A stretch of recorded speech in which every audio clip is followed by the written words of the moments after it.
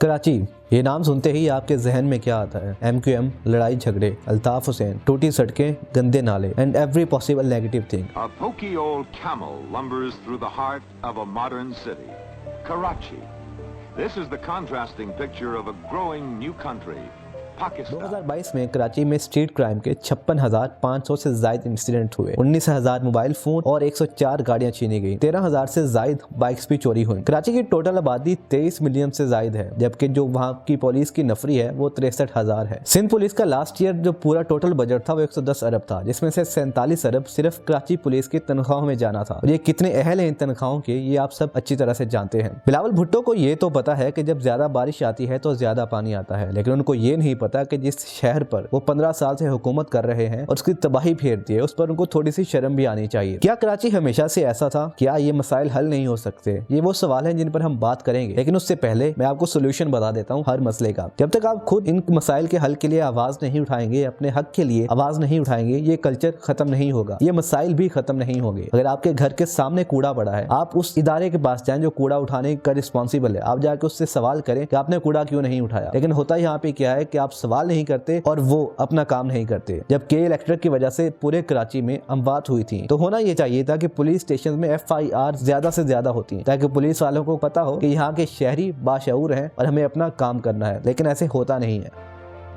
सबसे पहला सवाल, क्या कराची हमेशा से ऐसे था? जवाब है नहीं। 1970 का दौर कराची के लिए बेहतरीन था। तब ये इकोनॉमी और एंटरटेनमेंट का हब था। 1970s में हिप्पी ट्रेल का एक कल्चर कॉमन हुआ था, जिसमें हिप्पी सब कल्चर के जो यंगस्टर्स थे वेस्ट के, वो पाकिस्तान, नेपाल, इंडिया और दूसरे एशियाई मुल्कों में आते थे for the purpose of enlightenment. और उन्हें लगता था कि उनके जो सोशल बैरियर्स हैं उन इलाकों के, वो यहाँ पर आके उनको चैलेंज कर सकते हैं। अगर पाकिस्तान की बात करें तो जो उनकी मंजिल थी वो था कराची। 1950 से 1970 के बीच में कराची में 500 से ज्यादा सिनेमाज थे, रेस कोर्सेज थे और दूसरी भी बहुत से एंटरटेनमेंट पर्पस के लिए जगहें थी। यहाँ पे औरतें, जवान, बच्चे, बूढ़े सब रात गए तक कराची के सड़कों पर फिर सकते थे। क्राइम तब भी था, लेकिन इस हद तक नहीं था। तब वो खौफ का नहीं बल्कि रोशनियों का शहर हुआ करता था।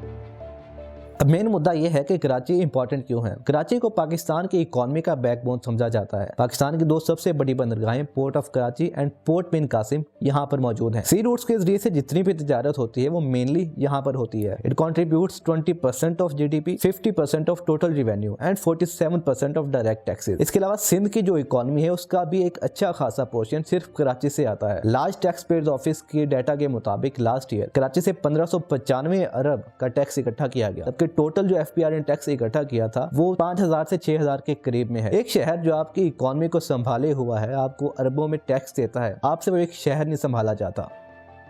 एक वक्त था कि जब कराची की एथनिक डाइवर्सिटी, उसकी खूबसूरती थी। कराची में अब भी 45% उर्दू स्पीकिंग, 25% पख्तून, 10% पंजाबी, 10% सिंधी, दूसरे बलोच और कश्मीरी शामिल हैं जो पहले साथ रहा करते थे। लेकिन फिर हमारी कौमी क़यादत, जिनको पाकिस्तान का बहुत ख्याल है, और हमारे लीडरान, उन्होंने इनको आपस में कौमियत के नाम पर और मजहब के नाम पर लड़वाया। खून रेजी की गई, हमले किए गए और उसके बाद कराची का पूरा नक्शा बदला, जो कि आप सब ने देखा। ये तो अब रिसेंटली कराची में ये इश्यूज खत्म हो गए हैं, लेकिन इस वक्त जो इश्यूज कराची में प्रिवेल कर रहे हैं उसकी वजह से वहां से लोग छोड़कर जा रहे हैं। मीडिया इंडस्ट्री, यूट्यूबर्स, इन्फ्लुएंसर्स, वो सब कराची को छोड़ के कोई लाहौर आ रहा है, कोई दुबई जा रहा है। तो वो इश्यूज हैं क्या, उन पे हम बात करते हैं।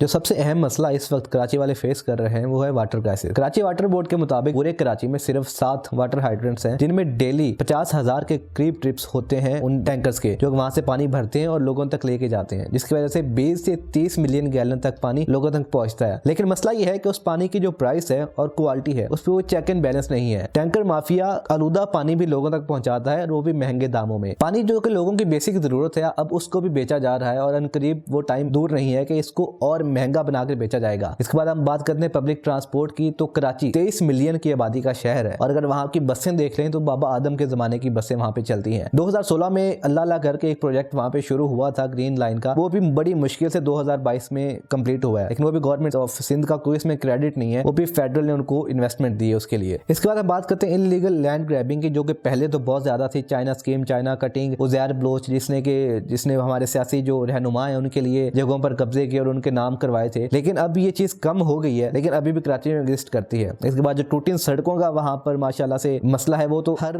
उस आम बंदे को पता है जो वहां से हर रोज गुजरता है। हमारे वजीर आजम जो वहां पे टूर मारने जाते हैं, उनको इस चीज का अंदाजा नहीं है। इसके बाद जो कचरा कुंडी का मसला है, कराची के 2-3 जो नाले हैं, वो नाले इन हुकूमत सिंध वालों से साफ नहीं होते। जब भी बारिश आती है वो गंद वहां पे फंस जाता है, जो गंदा पानी वो सड़कों पर आ जाता है, वो लोग सफर करते हैं। अब इस सारे मसाइल जो भी हैं, इन सब का सोल्यूशन बता दिया था, वही है, क्योंकि मेनली करप्शन की वजह से होते हैं, और वो करप्शन हमारे ब्यूरोक्रेट्स, हमारे सियासी जो रहनुमा है और ये जो इदारे हैं, ये मिलकर करते हैं। अगर ये लोग अपना काम ठीक तरह से करेंगे तो ये मसाइल ऐसे नहीं है कि 20वीं सदी में 21वीं सदी में ये मसाइल हल ना हो सके इन लोगों से। इस सब के लिए जरूरी है कि आप लोग अपने हक के लिए आवाज उठाना सीखें, तब ही मुमकिन है कि ये मसाइल हल हो सके, otherwise there is no ending.